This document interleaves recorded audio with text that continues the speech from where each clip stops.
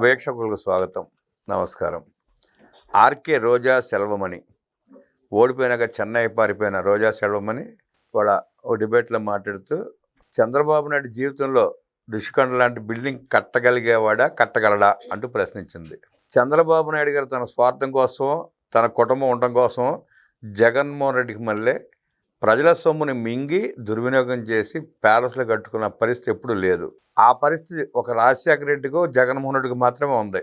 రాజశేఖర రెడ్డి కూడా హైదరాబాద్ అలాగే ప్యాలెస్ కట్టుకున్నాడు, తర్వాత ఏమైందో తెలుసు. అలాగే జగన్మోహన్ రెడ్డి కూడా ప్రజల డబ్బులతో 650 కోట్లు ఖర్చు పెట్టి ఇదే రోజాని అడ్డం పెట్టుకుని ప్యాలెస్ కట్టించుకున్నాడు.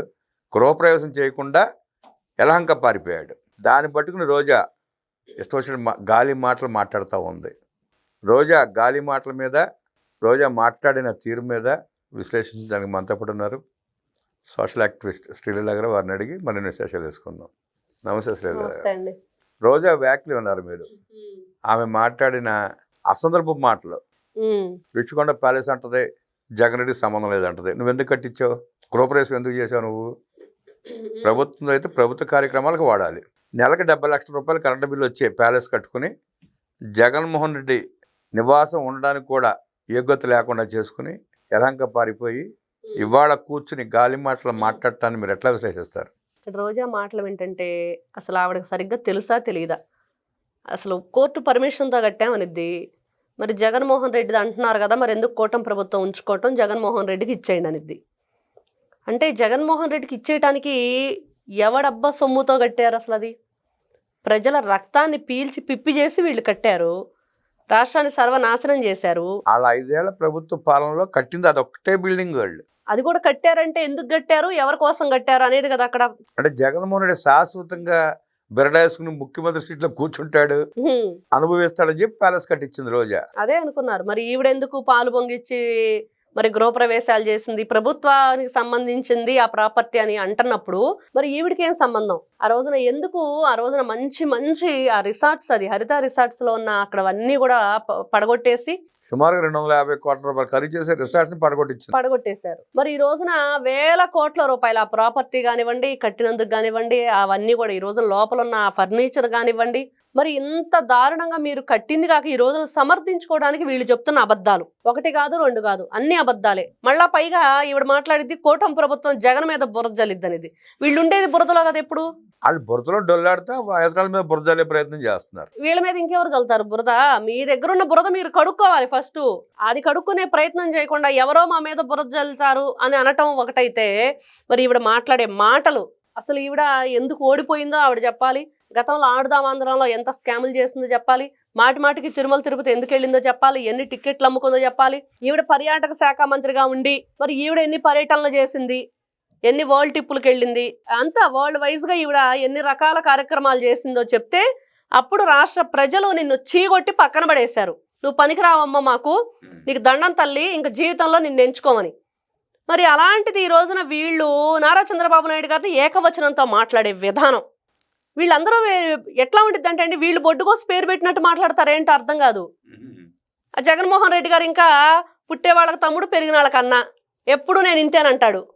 వీళ్ళకి వయసుకు కానీ వాళ్ళకున్న అవతల అర్హత ఏదైతే మనం వాళ్ళకి విలువ ఇవ్వాలి, ఈ రోజున ముఖ్యమంత్రి హోదాలో ఉన్న వ్యక్తిని ఏ విధంగా గౌరవించాలి, నాకు రాజకీయ భిక్ష పెట్టారు, నేను రాజకీయాల్లో రావటం ఎవరు కారణం, తిన్నింటి వాసాలు లెక్క పెట్టిందని నేను అని చెప్పి ఇప్పుడు బుద్ధి తెచ్చుకోవాలి. ఇంకా 3 ఏళ్ళు 4 ఏళ్ళు పోతే జగన్మోహన్ రెడ్డి రోజా కూడా పెన్షన్ తీసుకున్న వయసు వచ్చినట్టే. మరి వీళ్ళు మాట్లాడతారు ఈ రోజున రకరకాల. ఈ రోజున మీరు అసలు ఏదైతే ప్రజావేదికను ఎందుకు కూల్చారో చెప్పాలి, అన్నా క్యాంటీన్లు ఎందుకు మూసివేశారో, ఎందుకు ధ్వంసం చేశారో చెప్పాలి, అక్కడ కాలేజీ పేరుని ఎందుకు మార్చారో చెప్పాలి.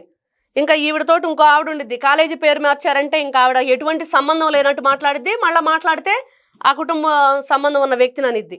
ఇట్లాంటి భయంకరమైన ఈ పేటీఎం బ్యాచ్ అంతా ఒక చోట చేరి ఇట్లాంటి పేటీఎం కూలీలాగా బ్రతకటం కంటే ఆ రోడ్డు మీద భిక్షాటం చేసేవాళ్ళు బెటరు.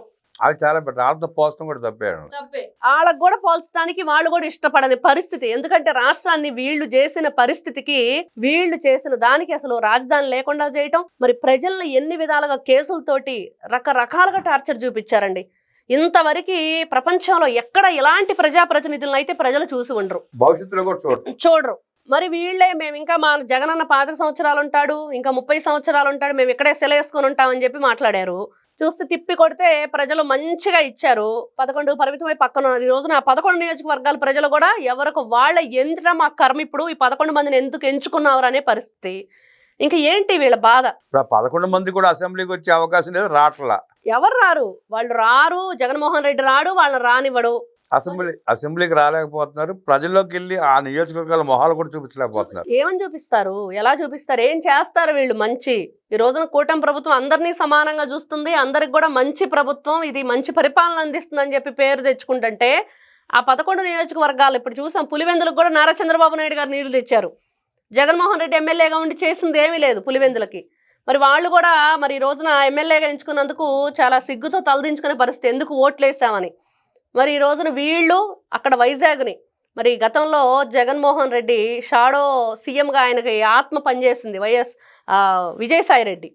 మరి విజయసాయిరెడ్డి గారు అక్కడంతా కూడా ఏ విధంగా ఆ ఉత్తరాంధ్రను పరిపాలించాడు, అక్కడంతా కూడా ఏ విధంగా వీళ్ళు దోచుకున్నారు, మరి ఋషికొండ ప్యాలెస్ని ఏ విధంగా గుండు చేసేసి ప్యాలెస్ని కట్టారు, విఐపీలు వస్తే ఉండిద్దని చెప్తుంది ఈవిడ. వీళ్ళు అధికారంలో ఉన్నప్పుడు ఈ రోజున ఆ విఐపీలు రావడానికి కూడా భయపడే పరిస్థితి కదా. అసలు ఎవరిని రానిచ్చారండి? ఇప్పుడు ప్రధానమంత్రి వస్తే ఉండడానికి కట్టించామంటది. ఆంధ్రప్రదేశ్ రోడ్లు బాగు చేపించిన పాపను పోలేదు వీళ్ళు. అవును, ఒక్క రోడ్డు కూడా బాగు చేయించలేకపోయారు. 300 కోట్లు గుంటలు పూడ్చడానికి, అది కూడా రాష్ట్రం అంతటా కాదు, కొన్ని ప్రాంతాల్లో గుంటలు పూడ్చితేనే 300 కోట్లు. ఇప్పుడు పండగ మళ్ళీ ప్రోగ్రాం పెట్టారు. ఎందుకంటే ఈయన గతంలో కాంట్రాక్టర్లు ఎవరో లేరు, వాళ్ళకి డబ్బులు అవ్వలేదు, ఎక్కడ ఇచ్చింది లేదు, వస్తే జైలు పంపిస్తామంటాడు.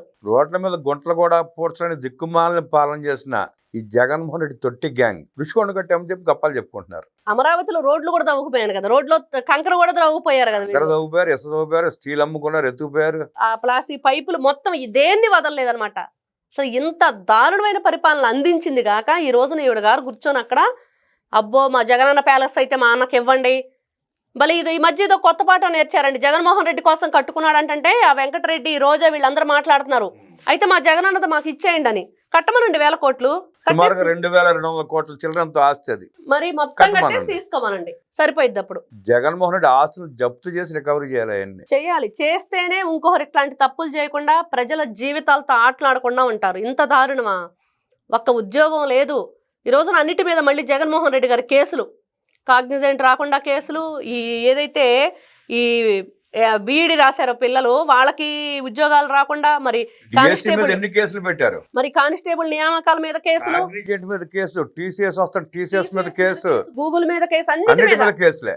మళ్ళా భోగాపురం మీద ఈ భోగస్ మాటలు, భోగస్ వార్తలు, వీళ్ళ పిచ్చి ఛానల్లో రాతలు, వీళ్ళు మళ్ళీ మా జగనన్నే చేశాడు. సిగ్గు లేకుండా చెప్పుకుంటారు భోగాపురం వాడు మేమే తెచ్చామని. సిగ్గు శరం లేదు వీళ్ళకి, అసలు పొరపాటు లేదు. గూగుల్ వస్తే అంటే అంత ద్వంద్వ వైఖరండి, దొంగ మాటలు.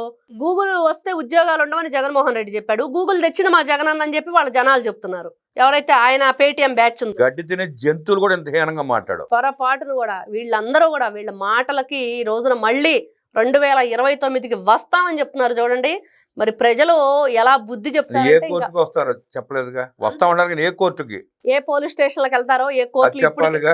ఇప్పుడు కూడా మళ్ళీ వస్తాం అంటే ఇప్పుడు ఎంతమంది లోపలికి వెళ్తున్నారు, ఎంతమంది మరి ముందస్తు బెయిల్కి తిరుగుతున్నారు, మరి ఎన్ని కోర్టులో వీళ్ళు సంజాయిషీలు ఇచ్చుకోవాలో బోర్డంత కథ ఉంది.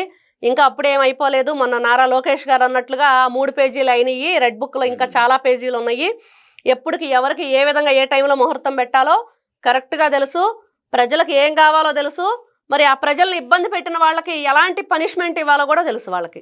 జగన్మోహన్ రెడ్డి ఉండవల్లి నుంచి యలహంగా పారిపోతే రోజారెడ్డి లాంటి వాళ్ళు ఓడిపోగానే హైదరాబాద్ నుంచి చెన్నై పారిపోయారు. అవును, ఇలాంటి వ్యక్తులు ఇదేనండి. అసలు ఎంతసేపటికి వీళ్ళకి అధికారంలో ఉన్నప్పుడు ప్రజల పట్లేదు, ఈ రోజున అధికారం కోల్పోయాక కూటమి ప్రభుత్వం గురించి ఈ విధంగా మాట్లాడే విధానం అంటే ఎవరు నన్ను అరెస్ట్ చేయరు అని చెప్పేసి రోజా ధైర్యంగా కొట్టేసిన డబ్బులు అడగరు. ఎందుకు అరెస్ట్ చేయరు? ఇప్పుడు అన్నీ రికవరీ చేస్తారు, అరెస్ట్ చేస్తారు, చేసిన పాపాలు ఎక్కడికి పోవు, అన్నీ బయటపడతాయి. కొద్దిగా టైం, ఇదంతా ఇన్వెస్టిగేషన్ జరగాలి కదా అంత. అవును, ఏం తప్పులు చేశారో, ఎక్కడ దాచారో, దోచుకుంటే పొంది ఎక్కడ దాచారో తెలియాలి ఫస్ట్. దానికోసమే ఇవన్నీ. ఇప్పుడు రోజా దోచుకుందండి సుమారు 400 కోట్లు, ఎంత ఆడదాం ఆంధ్ర కార్యక్రమాలు అడ్డం పెట్టి దోచుకోవడం నిరూపణ అయింది. ఆ దోచుకుంది ఎక్కడ దాచింది, ఎట్లా బయటికి తరలించింది అనే మీద ఇన్వెస్టిగేషన్ జరుగుతుంది. రోజారెడ్డి చేసిన తప్పులు తప్పుడు మీద జరుగుతున్న ఇన్వెస్టిగేషన్ ఆగలేదని నేర నిరూపణ చేసి రోజారెడ్డిని కూడా త్వరలోనే జైలుకి పంపించే కార్యక్రమం కుటుంబ ప్రభుత్వం చేపడుతున్నట్టు విశ్లేషించి లేఖి మాటల్ని పట్టించుకోవాల్సిన అవసరం లేదంటూ రోజారెడ్డి మాటలను ఖండించిన శ్రీలీలా గారికి ధన్యవాదాలు తెలియజేస్తూ నమస్కారం.